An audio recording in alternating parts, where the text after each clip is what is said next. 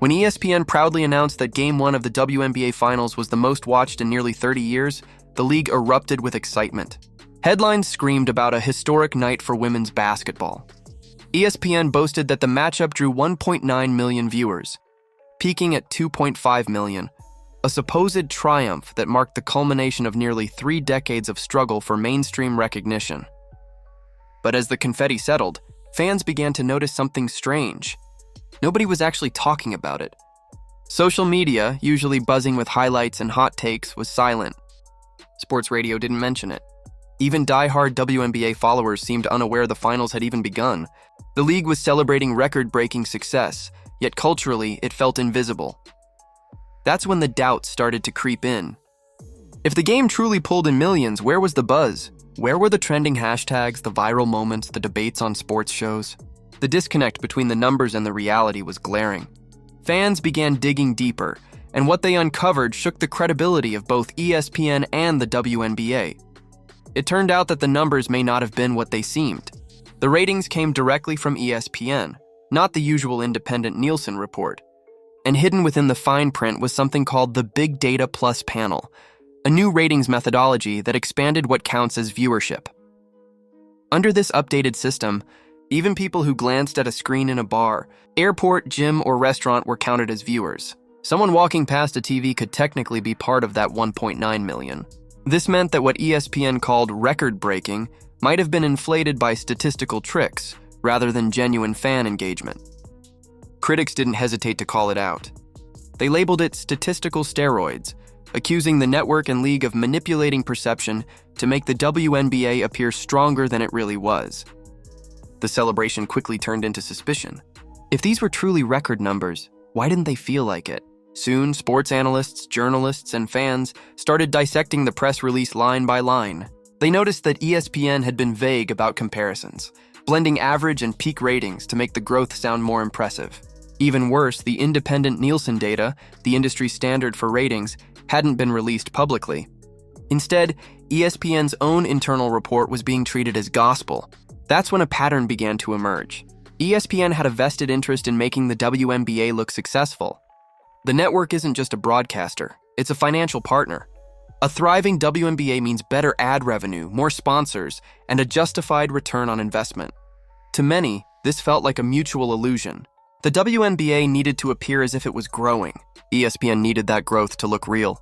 Together, they built a success story out of selective reporting, hiding the truth behind the convenient excuse of new data methodology. But as fans continued to question the numbers, the illusion began to crumble. Online, people mocked the concept of ghost viewers.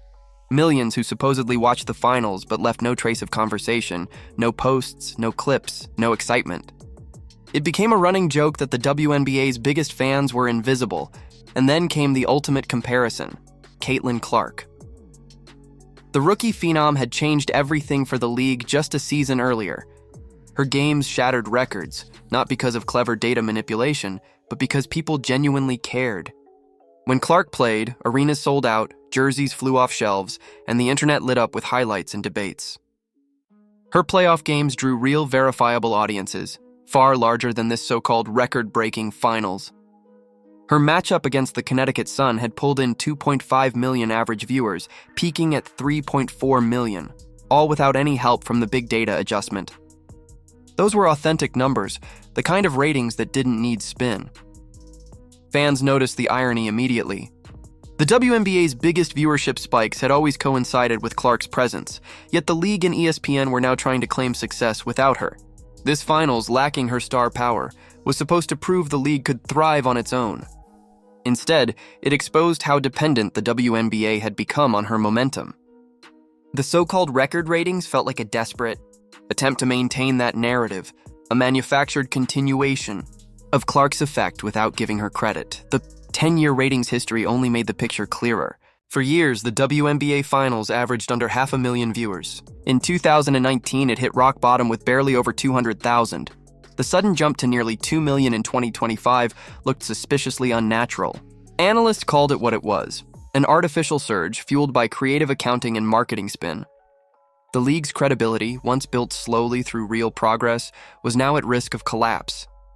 What was meant to be proof of growth had become evidence of deception. Behind closed doors, this ratings controversy became a crisis of trust. Fans who had supported the WNBA through its toughest years now felt betrayed. They didn't want inflated numbers, they wanted transparency. They wanted to believe that progress was real, not something engineered for a press release. Yet, both ESPN and league officials stayed silent. No interviews, no clarifications, no verified data. The silence spoke volumes, reinforcing the idea that the record might be a carefully staged illusion. In the end, the controversy did more damage than the WNBA anticipated. Instead of strengthening the league's image, it exposed the fragile reality beneath it. It showed that without genuine star power, the WNBA still struggles to capture mainstream attention. It proved that data manipulation can't replace organic fan excitement. And it reminded everyone that credibility, once lost, is almost impossible to rebuild.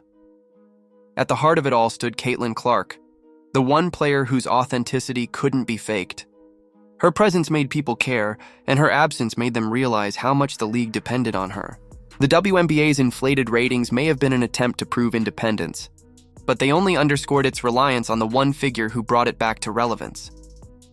So now the question lingers. Did the WNBA make history, or did it manufacture it?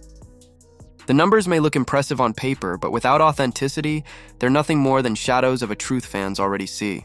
Until the league embraces transparency and acknowledges the real source of its momentum, every record it celebrates will ring hollow. Do you think the WNBA's record-breaking ratings were real or just clever PR spin? Was this a sign of true progress or proof of manipulation? Let me know what you think in the comments below.